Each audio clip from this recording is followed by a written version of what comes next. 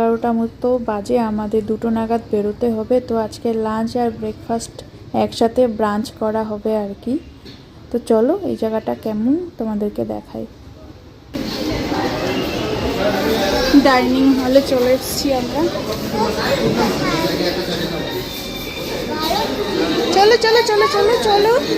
তো এই পেস্তা হাউসের লোকেশন যদি বলতে হয় তাহলে বলবো আমি, সেকেন্দ্রাবাদ স্টেশন থেকে 1.5 কিলোমিটার মতো হবে পেস্তা হাউস। আর গুগলে ভালো রিভিউ আছে, সেই জন্য আমরাও চলে এসেছি এখানকার খাবার টেস্ট করতে। কি এটা? জাফরানি শিক কাবাব। ये चिकन है मटन? चिकन है। জাফরানি শিক কাবাব।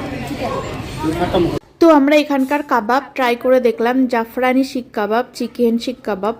সুন্দর টেস্টি ছিল, দুর্দান্ত খেতে ছিল। যদিও আমরা আজকে হালকা ফুলকা খাবো, তো এখানে বিরিয়ানিও খুব ভালো পাওয়া যায়। আমরা বিরিয়ানি আজকে আর খাচ্ছি না, এসে থেকে খালি বিরিয়ানিই খাচ্ছি।